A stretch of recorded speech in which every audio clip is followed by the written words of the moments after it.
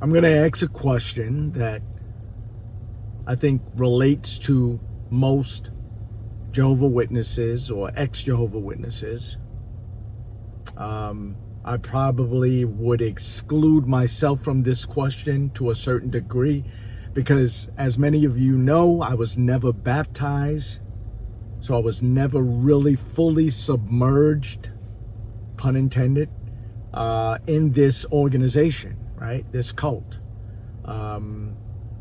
So I'll exclude me to a certain degree, and I'll also exclude certain people depending on, what generation they're from, pun intended, age factors, things like that, right? The question is, do you suffer or have you suffered from PTSJWD, right?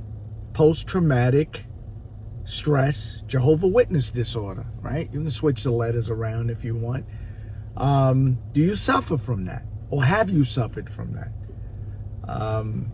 There's different ways I believe that people can suffer from that. There's certain people that become, totally against any deity whatsoever. It's like, no, I'm destroyed. I'm done. They damage me to a point of no return. I don't even believe in a God, right? And they have a right to. That's their right. There's certain people that, they run to other cults, other radical organizations. And there's certain people that just, they stay kind of low, but there's certain things that affect their, daily life, relationships, trust issues, a lot of other things, right? I remember me, probably like a lot of you, I'm gonna start driving, right? They are affected by, the demon entity that was imposed on us for many, many years. The demons.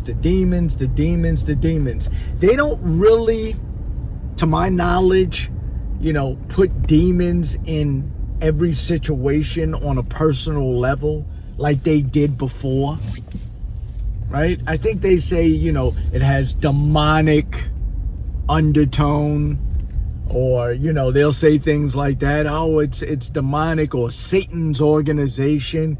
So they kind of like separate, the demons and Satan a lot more than they did in the past, right?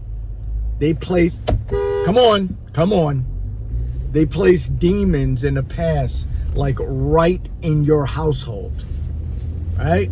That could be the demons, the door slammed too hard. That could be the demons. You bring something home, demons could reside in it. So much so that I remember, and,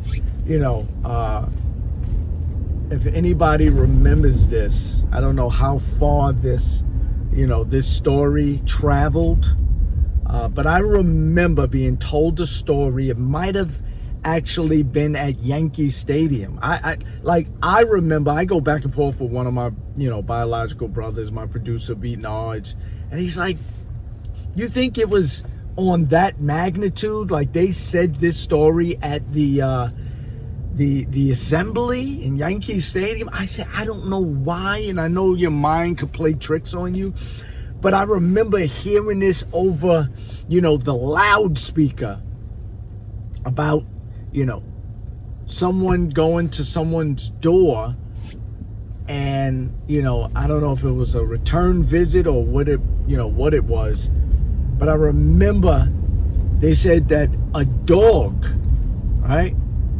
Talking about an animal, not like, yo, you my dog, no, I'm talking about a four-legged animal. A dog evidently opened the door and said, get away from here, stop knocking, or whatever like that. Now, maybe this wasn't told at the assembly. My mind is like playing tricks on me, but somebody told me that story, right? Get away from here. And, this was the dog talking. Now, I've been around a lot of animals, haven't had a lot of animals, but, I have friends and other family members. I have yet to hear a dog talk. Now, I've seen some YouTube videos where, dogs they're kind of like howling or they do some sort of thing or whatever, and it actually sounds like a word or whatever. But to actually put together a sentence where you're saying a complete sentence saying, get away from my house, don't come back here anymore, right? That's a lot different than some sort of howl or barking that sounds like a word. Now, how did that play on my psyche? I think it resonated with me so much so that I remember walking down the street. It was me, my brother, one of my brothers, maybe two of us, and my father. And we were walking down the street a late night in Brooklyn. I was kind of lagging behind, right? In my own thoughts. We were young. I had to be about 7, 8 years old. And I saw 2 cats in the yard. Someone's yard. Front yard in Brooklyn, right? And the cats were talking. They were whispering. You couldn't really make out exactly what they were saying. One glanced over at me, and the cat was, I really to this day don't know what they were saying. It was kind of like a whisper, but it was like,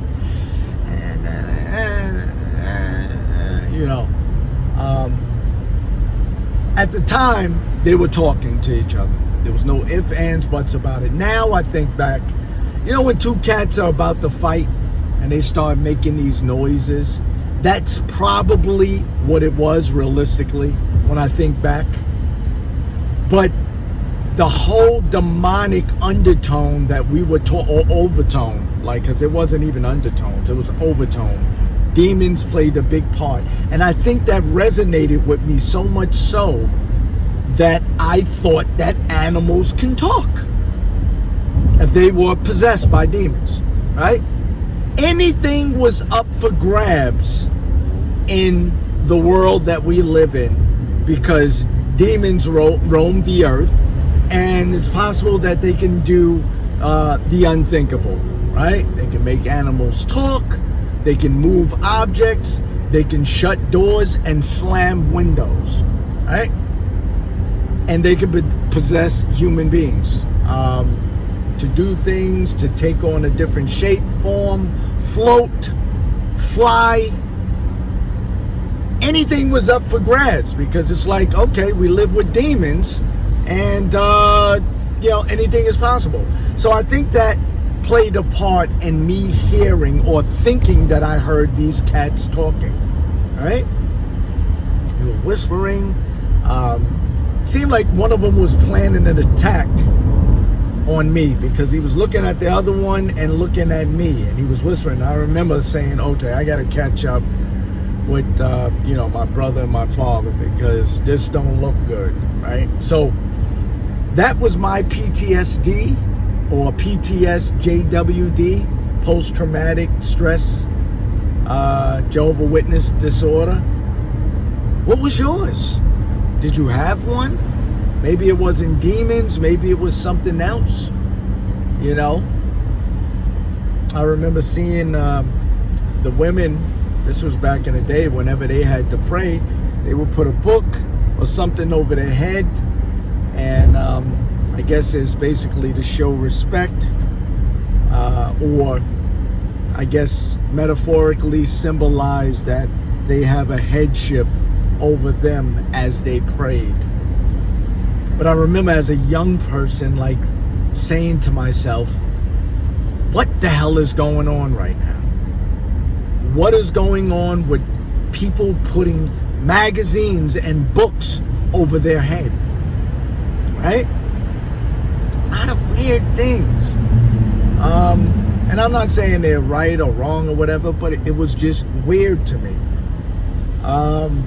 So I think there's a lot of things that played a part in possibly having PTS, JWD, post-traumatic stress Jehovah Witness disorder, right? And yeah, you know, it was pretty bad. I mean, there was a time where if you turned around in the Kingdom Hall to look at the clock, you know, you might get pinched and nudged a little bit. I didn't personally. My parents didn't move that way, but I had cousins, I had other people that, you know, they couldn't glance at the clock, you know, and probably affected by that till this day. It's like, what time is this? Like, oh my God, I don't know the time. Don't ask me the time. Please don't ask me the time. I don't want to know the time. Could be, right? I could be exaggerating, but could be. So, yeah, let's chime in. Let's talk. What, if any, PTS, JWD are you carrying to this day, or have you carried?